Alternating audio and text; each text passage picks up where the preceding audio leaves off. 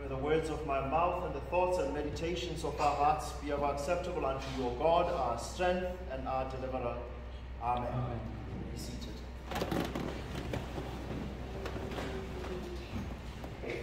Now today's gospel reading reminded me of a joke that Desmond Tutu liked sharing, because it had a theme similar to today's gospel reading about Joseph.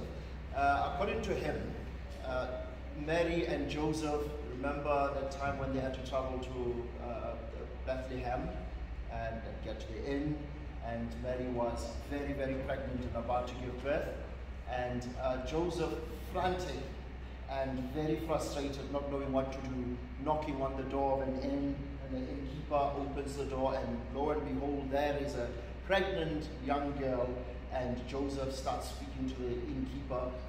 My girlfriend is pregnant. Remember that they were engaged, they were not yet married. And the innkeeper says, how irresponsible of you to engage on a long journey on a donkey and all that. And Joseph says, I wouldn't have liked it to happen this way. But then you have to be a good father to your own son when your son is born. He said, well, just on that one, it's not quite mine. And now you get this image of a Joseph who was in a situation that was not straightforward from the beginning. And today's gospel reading gives us a glimpse into that. Now there is a short question. It's very popular among us who speak Tswana Sesotho, and it did make some rounds a few years ago on Twitter, and it caused a thread that spread like wildfire. And the question is, Ujiwa ki ing? What is it that's eating you? What is it that is troubling you? Now when this hit Twitter, people started talking about things that trouble them. Perhaps some of them were not supposed to be on Twitter, but it opened, as it were, a wound in a lot of South Africans' hearts. It just opened up. And I think what we meet today in the gospel reading is something like Joseph dealing with this thing that's eating him. This is a poor man who just betrothed a young woman. Now betrothal, Bible says engaged. Betrothal was more serious. It was something similar to in Sisulu, Membeso, and then you have lobola, and then you have the feasting thereafter. So engagement, it was not just hitting the ground with your knee and putting a ring on the finger and hope that she says yes. It was a contract. Betrothal was serious. After betrothal, you're considered husband and wife. You're just waiting for the consummation and the feasting thereafter. And that's when Joseph discovers that Mary, her betrothed lovely wife, is pregnant, and it's not by him. Now, that is what is eating him.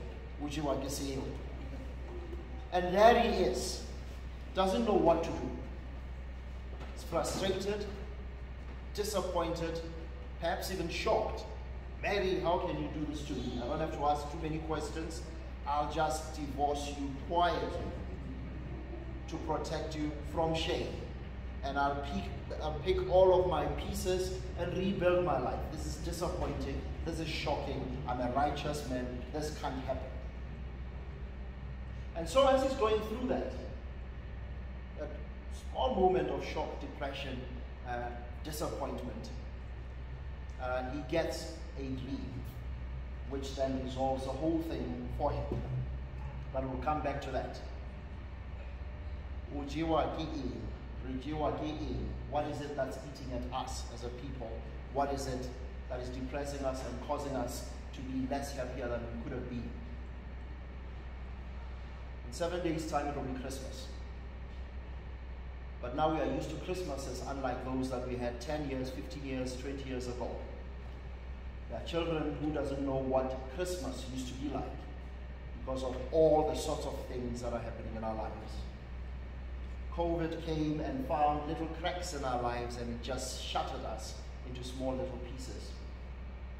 We talk about it quite a lot at home, but I think it's the experience of all families with young children who we thought that progress would mean children wouldn't have to study by candlelight. That's exactly what happened this year. Rory-san was at home studying for exams by candlelight in the northern suburbs of Johannesburg. An experience that we thought meant, it shouldn't happen here. Things are expensive. The rand is not worth what it used to be. Things are just bad. And we wonder why we sometimes snap at each other, why our attitudes are not as we would like them to be, even with Christmas around the corner. There's a lot that's eating at us. And that hashtag, Ujiwaking, on Twitter, opened that a little bit a number of years ago. But we're still there. Slightly disappointed, slightly shocked, just not happy. Eskom doesn't make the situation lighter, definitely not brighter. And Christmas is around the corner. We are busy putting up our Christmas trees. Will they light? We don't know. So like Joseph, we are less happier than we would have wanted to be. We prepare ourselves, but we don't know what's going to come out of this. We are disappointed, and we ask, where is God?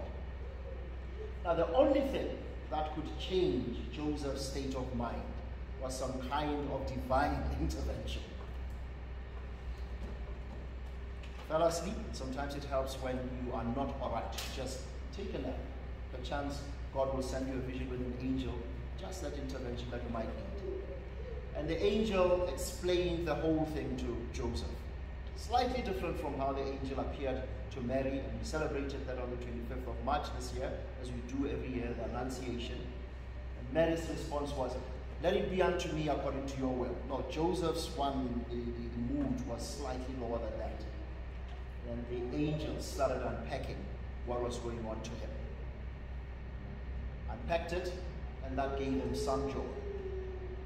Could it be that in the state that we find ourselves, of shock, of disappointment, and of low happiness, what we need is not to try to explain all of these things to ourselves, but rather to ask for God to intervene, God to come down into our situation, for God to come and rescue us. And that is in that name, Emmanuel, God with us.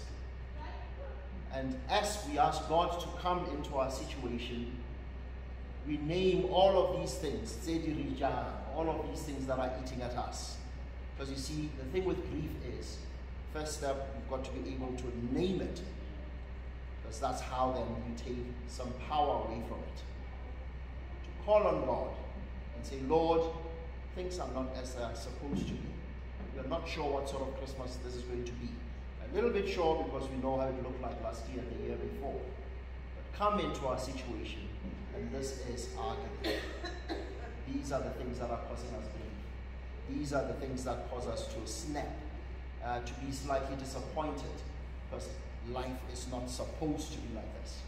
And as we name that to God, lo and behold, God will answer. God will appear in our hearts.